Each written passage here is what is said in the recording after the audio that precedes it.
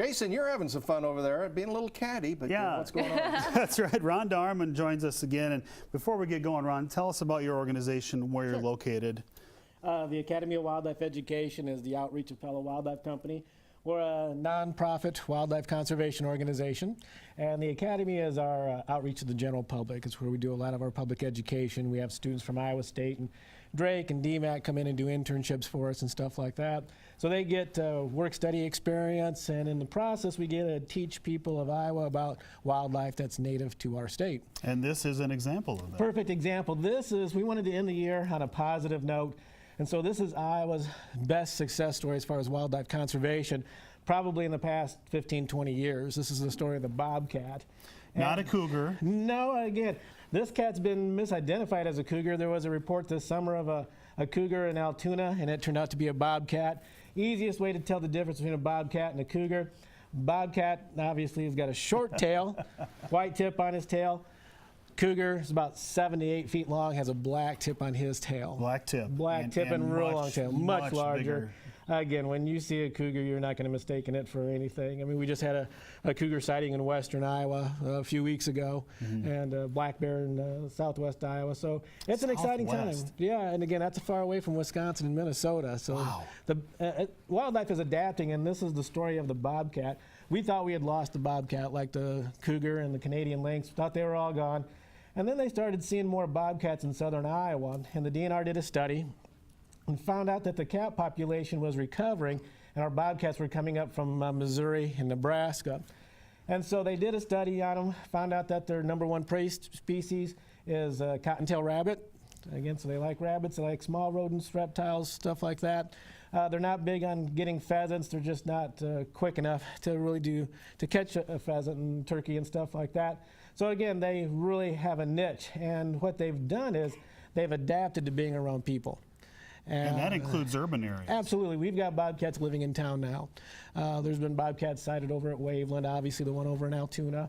I'm sure we probably have one over at Waterworks, stuff like that. And they've just adapted to being around people, and that's what we're seeing happening with wildlife in general.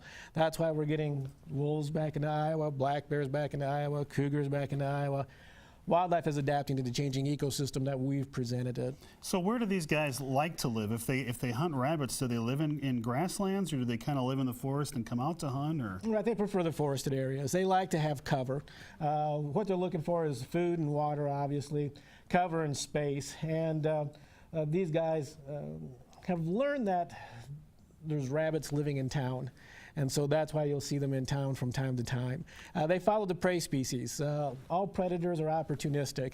And if it's easy to catch, they're going to go to where the prey is the easiest to catch. Squirrels, all that stuff is what they want to eat. Can you bring him to my shed in my backyard? We could possibly do that. That would be wonderful. That's one of the things we're going to branch out into is rodent control with native wildlife species. So he'd be, again, if you've tried to raise a garden and you've been feeding rabbits, you definitely want to have a bobcat around to help control that rabbit population. What happens if a bobcat runs into a feral cat or a stray dog or something? Well, like you are that? going to have those issues as far as urban wildlife management. That's going to be an exploding area as far as concern in the near future. As these wildlife species adapt, we're going to have more urban conflict, and one of them does revolve around pets. And what we tell people is if you've got your dogs, you got your cats, don't let them run at large. Actually, it's against the law to do that.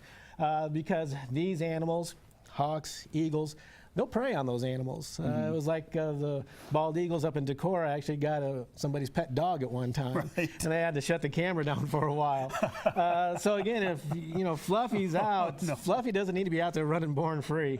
Again, there's plenty of competition out there. These animals in nature fulfill a niche, and you have to allow them to fulfill that niche. And again, a lot of it's rabbit control and rodent control. Talk to us about when they mate, litters Sure. they have, and bobcat typically is going to mate in the springtime, and this is the one that when you're out in the spring and you hear something that sounds like a woman screaming or a kid screaming, that's a bobcat in heat. Okay. Usually you're going to hear it March and April, and it's just a high-pitched shrill is what it is. And phone calls start coming in thinking there's something going on out in the woods, and it's just the wildlife. I mean, it's reproduction time. They typically will have up to 4 kittens in a litter. They're very tiny, very small. It's just like a domestic cat as far as when it raises its young. The male will go off, do his own thing. Mom raises them. Takes her about a good 8 to 9 months to raise them up, and then they disperse that following fall. Well, speaking of like a house cat, it strikes me just how much the mannerisms of this animal are exactly like a house cat. Well, it's like we tell people, you can have a 5-pound house cat or a 500-pound Bengal tiger. Cats are cats. They're all predators. They're all solitary. They all think independently, and it just comes in bigger sizes. So the typical mannerisms that we find with our wild cats, we do find in our domestic cats. They are related. All of your domestic cats are relatives of the African wild cat. Now, I've grown up in Iowa all my life that I can remember. I'm outside a lot. I have never, ever seen one of these. Are they pretty good at hiding themselves? That was one of the reasons they were successful in coming back on their own as a very secretive cat. And so it was hard to see them. I mean, they don't want to interact with people. Wildlife is not confrontational. They want to avoid people as much as possible. However, when they get certain numbers, and again, you'll see them out and about walking on trails and stuff like that from time to time. So, you know, we've seen signs of them in the Des Moines metro area, out by Saylorville Lake, Red Rock Lake. I mean, we've got a pretty good bobcat population. Now, you've got a bobcat or two, a lynx or two, and a cougar or two at your location. Well, we've got one bobcat, one lynx, one cougar, because again, Sam and I are canine people, so we've got multiple wolves and foxes and stuff. Individual on the cats. Cats are just solitary. They're not supposed to be social. And the reason that we've got our bobcat and our Canadian lynx together is that when they were born, they were 3 days apart as kittens, and so we raised them together. They think they're brothers, and so from time to time they have separation anxiety when we try to separate them and stuff. So it's totally not normal. That's why we can tell people it's a wildlife species, but it's not even anywhere close to a wild animal. Doesn't behave like a wild animal. Hasn't been trained to survive like a wild animal. And because it lives with a Canadian lynx is a perfect example of behavior management and enrichment. All right, if you would again tell us your hours and location.